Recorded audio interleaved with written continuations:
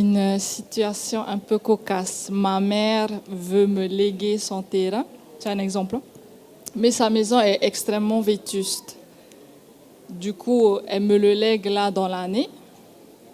Mais du coup, est-ce que je suis toujours primo-acquérant? Est-ce que du coup, je peux faire un prêt avec un PTZ? Plusieurs choses intéressantes, je vais essayer de le faire dans l'ordre. Et d'abord, un premier conseil, fais ton PTZ avant d'hériter. Parce qu'à partir du moment où tu vas hériter du bien de ta maman, tu vas devenir propriétaire et tu ne seras plus considéré comme primo-accédante. Donc, fais ton PTZ avant.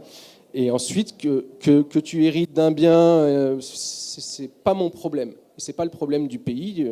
Voilà, c'est la première chose. La deuxième chose, c'est sur la notion d'essence que tu as utilisée, ou que c'était un logement un peu vétuste.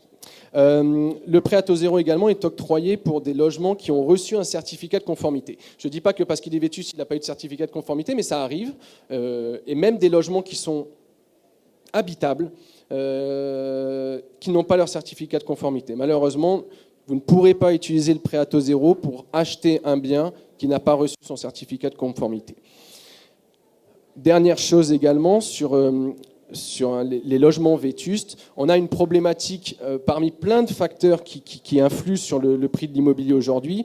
Il y a aussi la question de la vacance immobilière. Énormément de logements qui sont vacants, qui sont donc ni sur le marché de la vente, ni sur le marché locatif.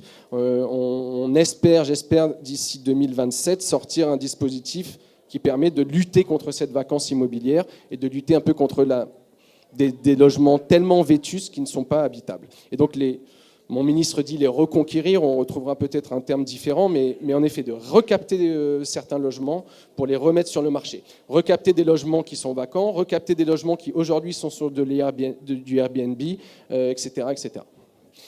L'objectif, c'est on ne peut pas que produire du logement, il faut aussi récupérer ce qui existe aujourd'hui, mais qui n'est pas mobilisé à l'achat ou à la location.